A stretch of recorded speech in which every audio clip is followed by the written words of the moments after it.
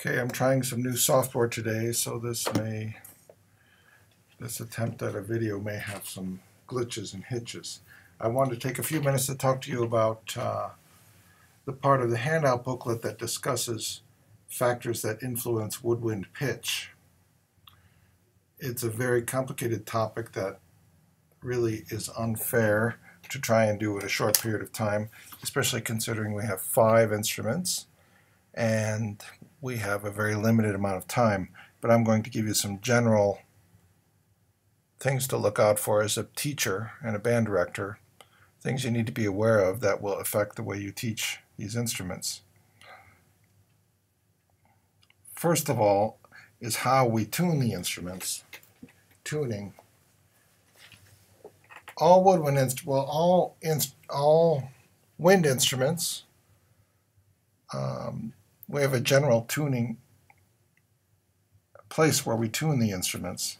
For example, in the flute, to bring the pitch up and down, in general we can adjust the location of the head joint and its placement in the upper joint by pulling out a little bit. You can see I pulled out a little bit. The tarnish goes away on the part that's normally inside my horn, or you can push it all the way together.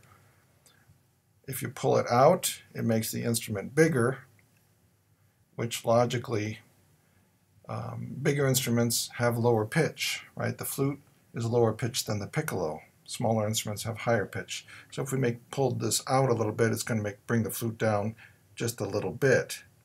And if you push it in vice versa, it makes it go up. So it's easy to remember, increasing the size of the instrument brings the pitch down, and reducing the size of the instrument brings the pitch up. That's true for all woodwind instruments. The only thing that changes from horn to horn is the location of where we adjust. On the flute, we adjust at the head joint, body connection, to do the tuning. That will get one note in tune. But then the concern is, on the flute, for example, since we're talking about the flute, there are some notes that are going to be out of tune no matter where you put this. The notes are not in tune relative to each other. Maybe that makes more sense. So if we tuned the A, so the A was perfectly in tune, by adjusting the head joint here, and I had a world-class embouchure in air, the B, or the B flat, is likely to be not in the same place. It's going to be slightly out of tune. And the C natural is going to be a little bit out compared to those 2 notes, and the C sharp is likely going to be sharper than those notes. So we tune one note here, and then to really play every note in tune, one has to listen and adjust the pitch. And I give some details on how you can do that, how one does that from horn to horn in the handout booklet. So we have to be aware of that fact, that just because we tune one note doesn't mean they're all going to be the same in the same place, even relative to each other. That's going to change.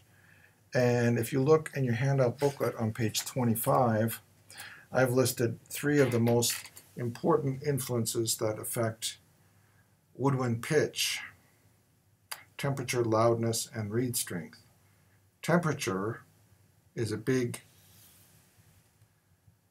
wrench in the gears as far as tuning, and is a little tricky to understand at times, but temperature can really create some interesting situations. If you look at the chart I made, if we look under temperature, flute, we see the flute, warmer temperature equals higher pitch, colder temperature equals lower pitch.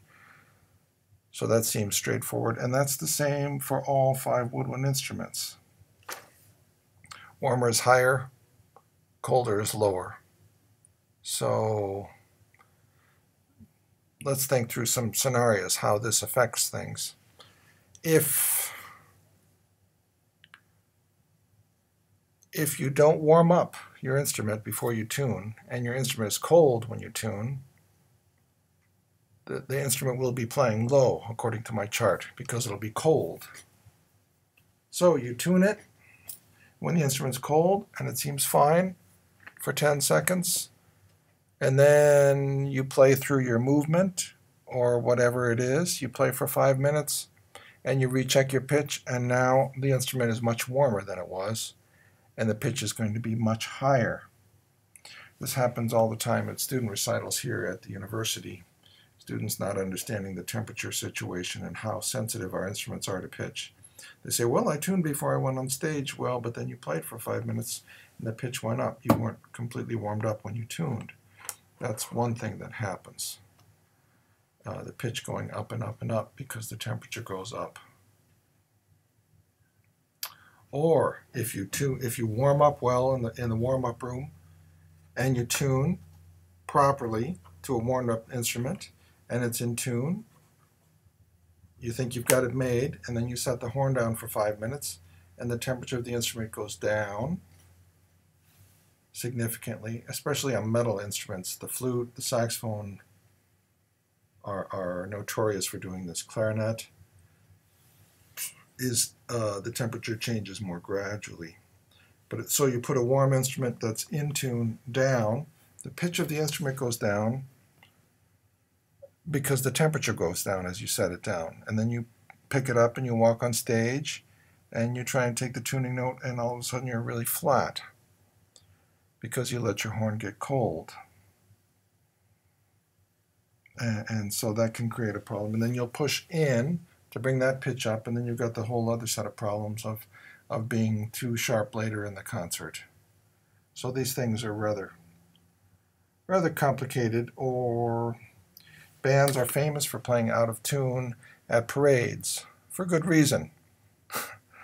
It can be quite cold at parades because we always have them in the fall. And some band directors will tune on the bus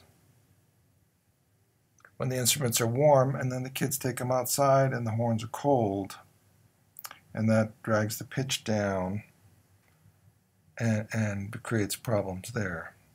And you might think, well, all the instruments are getting colder. How can that be a problem? Because they're all going down together. Well, that's partially true. However, they don't all go down at the same rate, and they change temperature at different rates. So maybe the flutes are colder than the clarinets, which is likely, and then they will have major pitch discrepancies outdoors. And these temperature is a real tricky thing to deal with.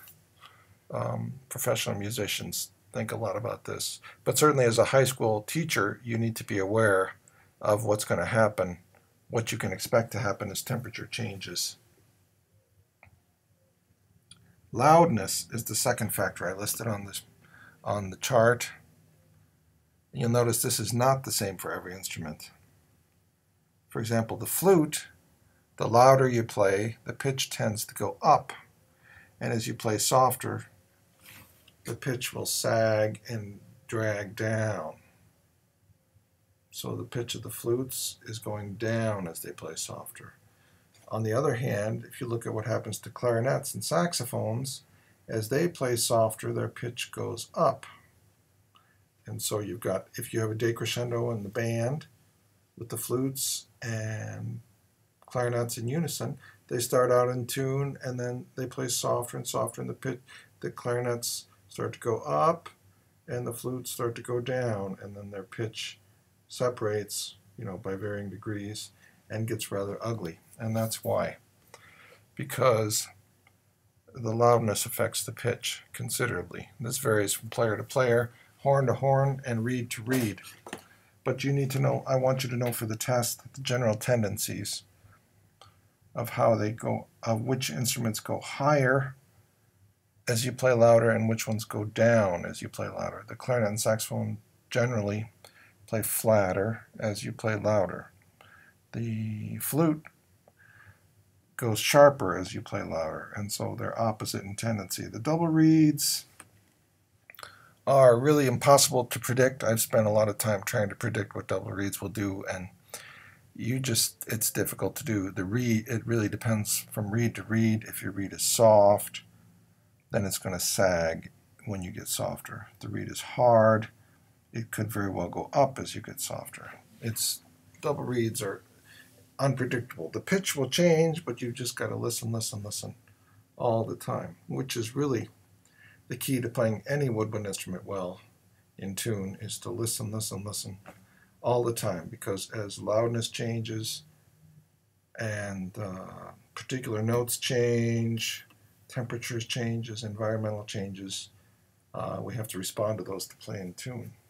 Reed strength is another factor that will play into your teaching. Of course, this has no relevance to the flute because flutes don't use reeds. However, saxophones, clarinets, oboes, and bassoons will all be affected by reed strength. As reeds get old, they play softer, and softer reeds in general are flatter in pitch. The pitch will sag. We say sag because it kind of hangs down. And a harder reed will bring your pitch up. And the first time you may notice this is at the end of the first year of beginning band, when you get everyone up to number 3 reeds. Suddenly the clarinet section will be very close to being in tune, whereas the whole first year they've been like 20 or 30 cents flat. Just moving them up to a number 3 reed from a 2 or 2.5 will do major wonders for bringing the pitch up to A440. Also, if you have individual students who are lazy about changing their reeds on saxophone and clarinet, they will be chronically flat in pitch.